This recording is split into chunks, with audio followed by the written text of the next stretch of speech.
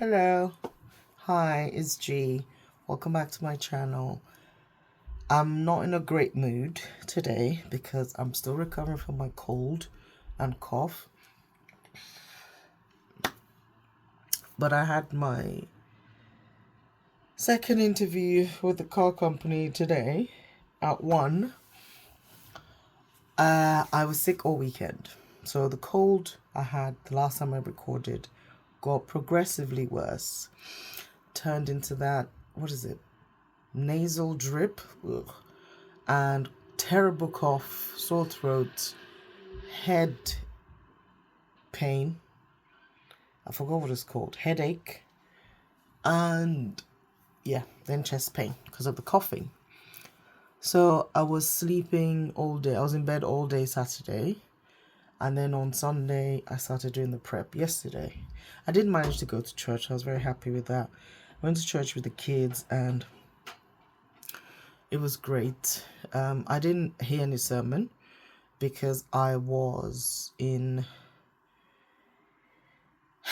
my daughter's class with her because she has to be going from next week when she's 3. So I went with her. I didn't know you could sit with them while they're in there. And then came home, had lunch or breakfast, brunch. Then I took myself off to Costa to do the prep. And I was there for maybe 2.5 hours, which was quite good. So I did lots of research and whatever. Anyway, I did the interview slides last night. I think I worked on them till about 1 or 2 a.m. while watching Agatha Christie's Marple. I love crime. Are they shows? Because it's not like real crime. It's not like, it's from books and stuff. So I like Agatha Christie, Marple, Poirot. I like Death in Paradise, and my current favorite is Shakespeare and Hathaway. Anyway, I watched that. I've watched 2 episodes, Seth, because I just needed something on. And there was a really good looking man in one of them. He turned out to be the killer, obviously. And I realized, I was like, I've seen this man before somewhere. He was Albert in Victoria and Albert, the ITV show, I think. Yeah, it's very different now, because, when you be over 40, things change, innit? But, yeah, so I watched that, and then I went to bed, and before I went to bed, I did something I haven't done in a while, and it's something that whenever I do it, is very, I don't know how to explain it, but I did what I call a very earnest prayer. So normally I pray every day, but this was a different kind of prayer because it was a very earnest prayer. I was actually on my knees before I went to bed, and tears start coming out, and it's not tears of sadness or pain or joy. It's just tears of, I call it tears of faith because I don't know what else to call it. I call it tears of faith because it's one of those things where I'm like, I don't know what I'm supposed to do, and I need you, God, to show me what to do. It was one of those, because as I was putting together the presentation, I realized that I don't even know if I want the job, but I know I can get the job, if that makes sense. And the other thing that contributed to that was I'd had a conversation with my sister for about an hour and a half. She hates driving, so when she has to go on a long drive, she calls somebody. So we caught up, and but I'm just like, it's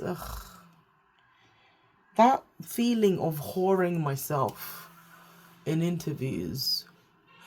I need to. Okay, when you hear horns before a crash, that's what I thought was about to happen. I've been headhunted once before in my life, and I wish that would happen every time I needed to get a new job. I wish, because You don't have to do so much of the selling yourself whoring thing that just makes me feel. Ugh. Anyway, I had a conversation with God. And there was no fear, there was no anything. I was just like, okay, do I have to do this? As in, go through this? Is this part of the plan? Probably yes. And anyway, I did it. I did the prayer. I went to sleep. I slept fine. And then this morning, I dropped my daughter off at nursery. And I had more than enough time, like 3 hours, to come home and edit the presentation because it needed to go to like 6 pages max. And at that time, it was about 24. And I was just like, okay, I don't remember the last time I did a presentation, as in actually presented something, because I'm so used to just doing spreadsheets, sending spreadsheets, talking through spreadsheets. I was like, oh God, okay. And then, so I kind of had to do the editing. But after I dropped my daughter off, I remembered I had a free Costa coffee to claim, so I went to get one while listening to the Daily Audio Bible. I cannot right now remember what it was about. I know it's still to do with Galatians, but there wasn't any key thing that jumped at me for today. There probably was, but I don't know. And then I came home, and when I got home, I sat in the car for a good 30 minutes, 30 minutes, doing absolutely nothing. Not listening to anything, not looking at anything on my phone. I just sat because I realized I'd not just sat for such a long time and just done nothing. So I did. And it was the same thing going through my head, like, do I want this? Do I want a 9 to 5? Do I want to keep applying for work and this? And then while I was going through it, because when I was doing the presentation last night, I was thinking, why am I putting myself through this? And then I remembered that this particular job, I'd expressed interest in it to the agent before I made the decision to step down, like the kind of level of search I was going for, the kind of level of roles I was going for. So it made sense. And, you know, it would be stupid of me not to go through with it since it started already. Anyway, so I finally dragged myself inside around 11:15, and I started, I printed out all the presentation and started looking at it. And I know that for me, I don't know if it's an old school thing or if it's a brain thing, things just go quicker if I can see the paper and I can move things around and scribble things. And so I did that. And one of my best friends called during that time, and she's one of the few people that I'd only answer her call at that sort of time because she wouldn't normally call me at that time. So I answered her call. She was asking for something because I'm seeing her tomorrow. But I didn't need to speak to her because she said a few things that I needed to hear to just spur me on. So she was an angel. She was God sent this morning. And then I finished the presentation stuff. By the time I was happy with it, with the first one, it was about, 12. And I was meant to have said, I'd promised the agent I'll send the presentation by 12:30. And then he called me, I think maybe 11:45 to go, oh, they haven't got your presentation. I'm like, yeah, it's coming. And then the other thing that I remembered was one of my friends told me a while ago that she applied for a job. It was internal. They asked for presentation. She got through the final stage. She did the presentation. And then obviously they've got her presentation. So they kept it. And then she didn't get the job. But then they were using her presentations in the implementation of the whatever. So that crossed my mind. So I'm like, can you imagine I'm doing all this work and they're just going to use it and they're not going to credit me or pay me, But at the same time, I was like, okay, well, if that's what the aim of this is, then that's fine as well. So anyway, I quickly finished. And I think of the two questions I had to do, the first one was more important to me than the second one. The second was just like, okay, finance, what would you do, sort of thing. But the first one was more specific to that industry, which I know nothing about. And so anyway, I sent off this presentation at 12:38. So that left me, and the interview is at 1. So that left me exactly, I mean, I'm not going to bother to do the maths, a very short time to get ready and to go to the place, which I still have to drive to. But there's a prayer I always pray in situations like this where I'm like pressed for time, or I'm rushing, or I'm not sure, or everything's just a bit, And I just said, Holy Spirit, go before me, stay beside me, stay behind me, be with me through this as I'm leaving my house. So usually for a final interview, I'd wear my money suit, the green suit, but I didn't. I wore something else. I just wore like a winter dress, which happens to have a very deep low V. I mean, to me it's deep because obviously I'm looking down here and all I see is boobage. But, it was maybe like here. And my fur gilet. So, that's the quickest thing I could grab to put on. And my business shoe is what I call it. Some pointy shoes. Oh, some pointy court shoes. So I wore that. And I had a pink bag. And all the paperwork I was going to talk, so I just dumped it in the bag. This face, I did have lip gloss on, but I took it off. I did this face in exactly 3 minutes. 3 minutes. I did this face. And then brushed my hair. I was going to wear something here, and I went. It was even when as I parked the car. So I got there with 3 minutes to spare. So as I parked the car and I'm walking up to the building, because I already knew where the building was because I checked it out on Friday. I always do that, so at least I know where I'm going. And it was only when I was walking up I realized, because the dress ends like just below my knee. So from there to the shoe, just ash, because I had not had time to moisturize my legs. So in my mind I was like, it's a good thing I'm not going to see my people, my black people, so they won't look at my leg too much. Get to reception, there's a black woman sitting there waiting to be seen. I was like, oh man, but it's fine. I didn't really care at that point.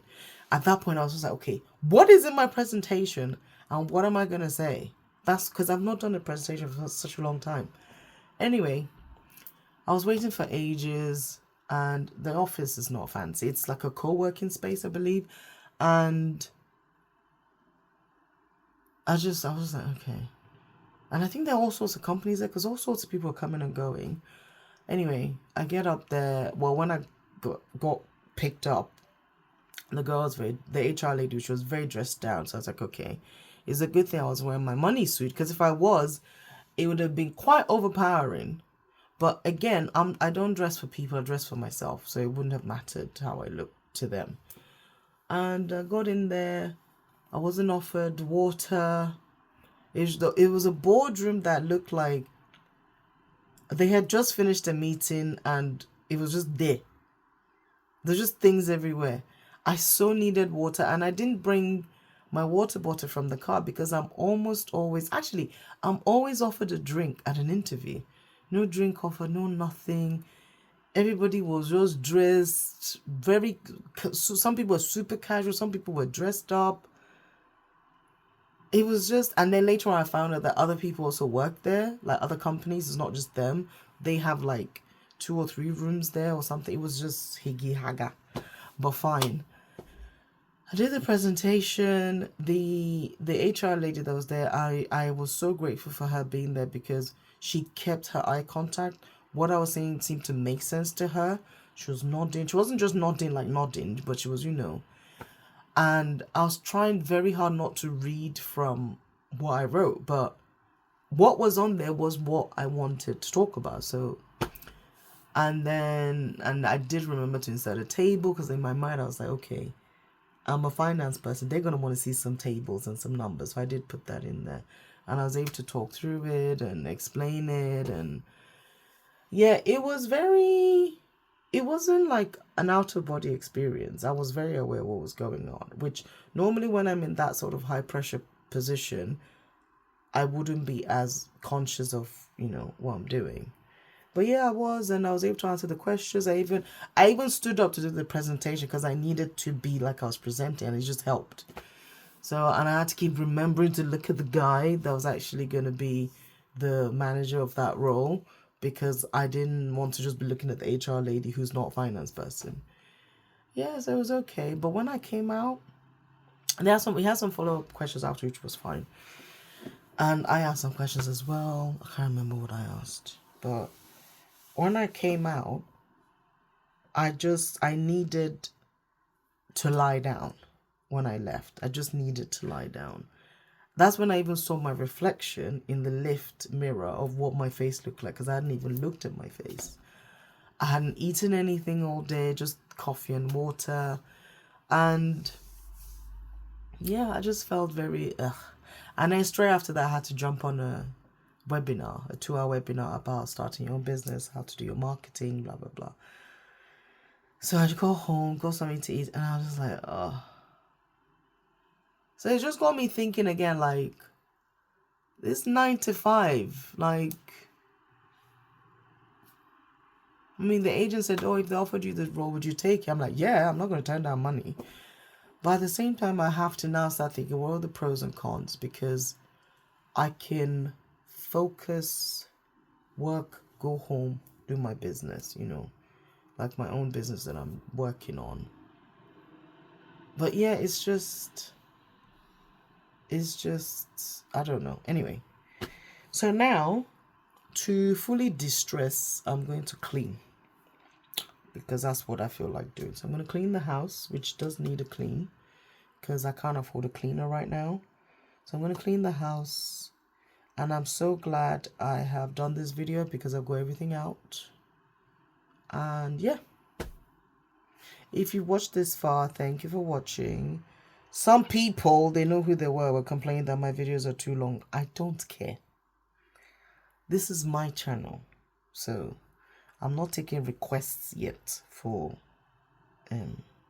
video lengths and things. So I'm gonna go wash this thing off my face, because again, I don't even remember putting this makeup on, but it's on my face.